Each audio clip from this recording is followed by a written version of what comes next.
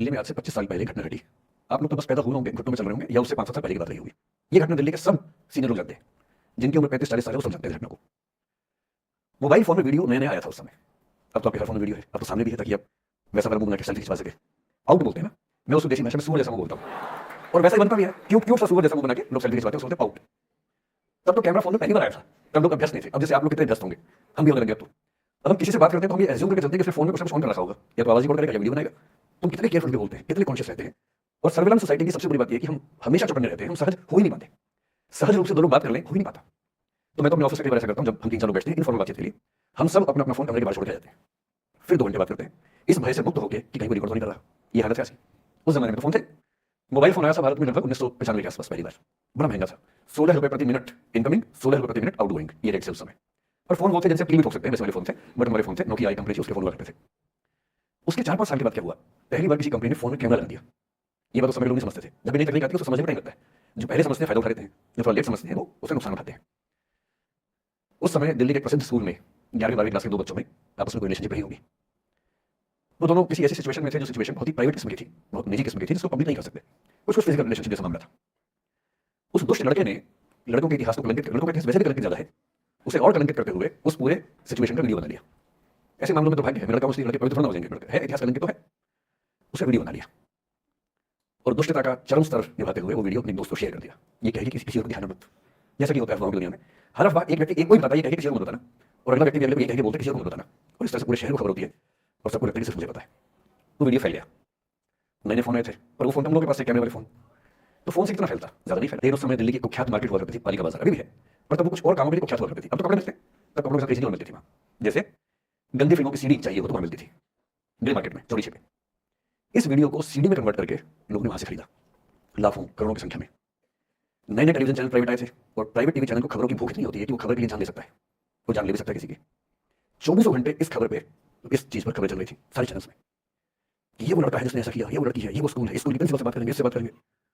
वो जो बच्ची थी जिसकी इसमें कोई गलती नहीं थी, सिवाय इसके कि वो किसी लड़के से प्रेम करती थी, जो कि उस उम्र में बच्चे कर बैठते हैं, इसलिए बहुत चिल्लपौनी मचानी चाहिए, बच्चों को भर बात पे अपराधी नहीं मान सकते।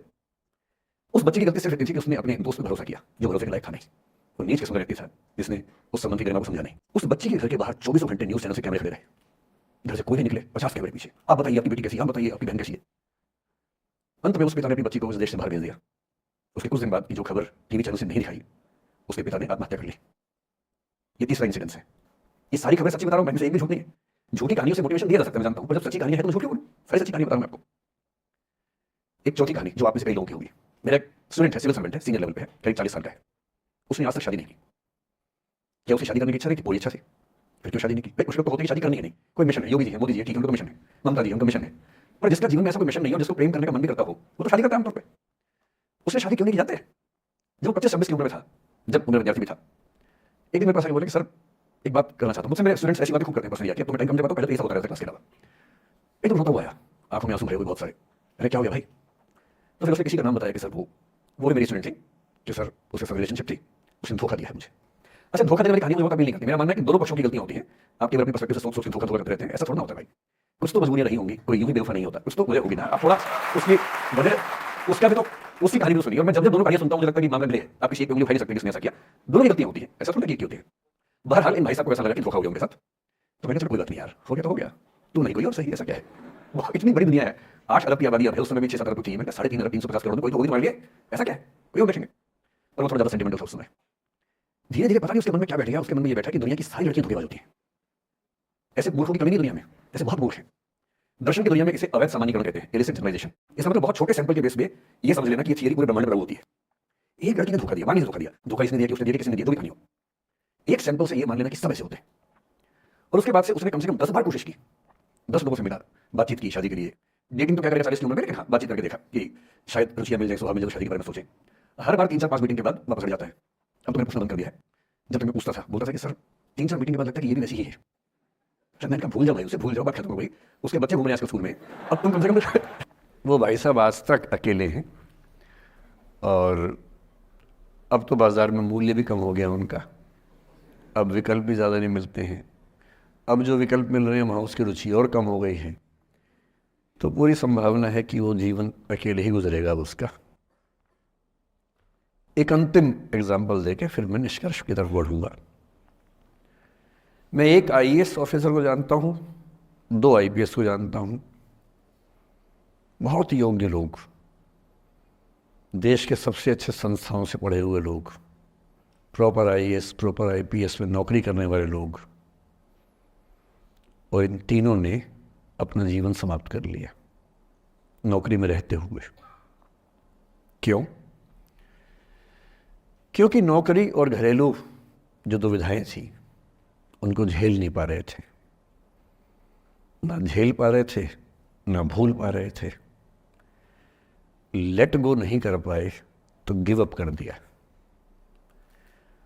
और इसलिए मुझे अक्सर लगता है कि जितनी चीज़ें हम सिखाते हैं बच्चों को, हिस्ट्री, इकोनॉमिक्स, लिटरेचर, वो सब ठीक है, उनका भी महत्व है। शायद उससे ज़्यादा महत्व इस चीज़ का है कि ये समझें कि अपने इमोशंस को कैसे मैनेज करना है।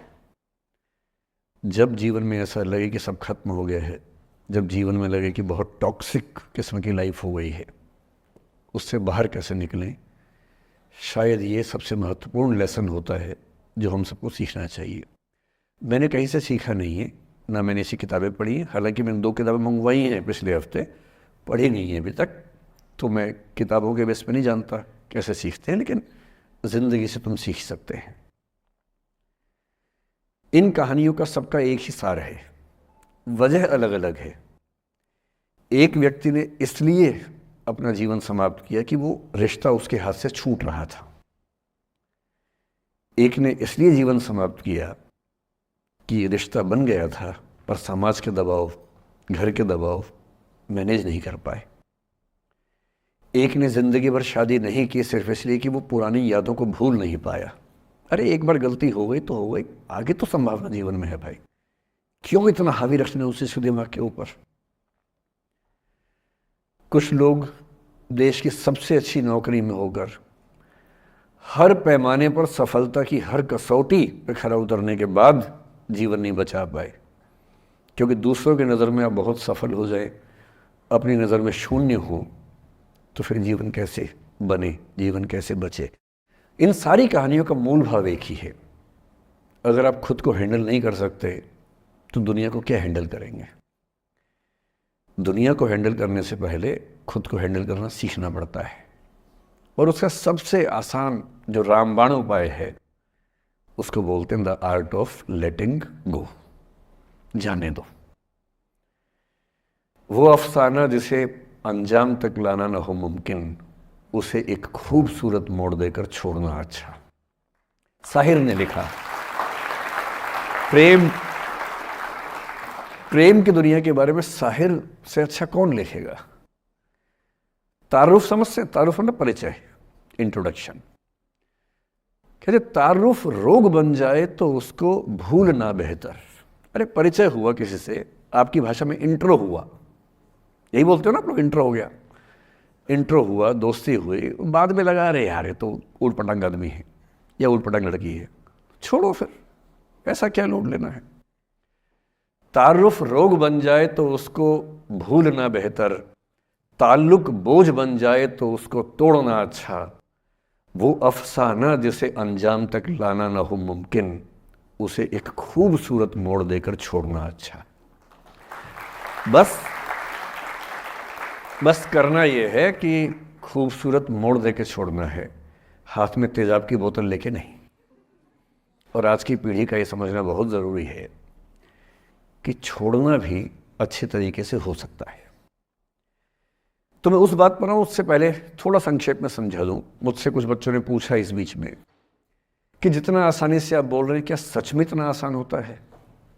कैसे छोड़ें उन चीज़ों को जो मन पर हावी हैं, उन इमोशंस के टर्मोइल को, उन इमोशंस की इंटेंसिटी को कैसे मैनेज करें? क्या सच में इतना आसान होता है? आसान तो नहीं होता है। मेरी उम्र में आसान है, आपकी उम्र में आसान नहीं होता है। मेरी उम्र में क्यों आसान है? क्योंकि ये सारा खेल हार्मोन्स का है, ये सारा खेल केमिस्ट्री का है। हम सब दरअसल बहुत सारे केमिकल्स, जिनमें से कुछ का नाम हार्मोन्स हैं, उन केमिकल्स और हार्मोन्स के बहुत सारे इंटरेक्शंस के रिजल्ट हैं। इसलिए जब कोई बच्चा जैसे छोटे बच्चे हमेशा उछलते रहते हैं, पेरेंट्स थके रहते हैं, ये इन सभी केमिस्ट्री का परिणाम है। शौक का मामला नहीं है। आपकी उम्र जो होती है किशोरावस्था और युवावस्था की शुरुआती उम्र, मैं मान के चल रहा हूँ कि आप सब लोग 17 से 22-23 के बीच के लोग हैं, बच्चे हैं। कुछ तो अभी शादी भी नहीं कर सकते होंगे, वो वाले होंगे ना। लड़के तो नहीं कर सकते होंगे भी, 21 के कहाँ हुए होंगे। तो वो वाली उम्र आप लोगों की है। इस उम्र में इमोशंस का टर्मोइल, इस उम्र में इमोशंस का बिखराव इतना ज़्यादा होता है कि संभालना बड़ा मुश्किल होता है।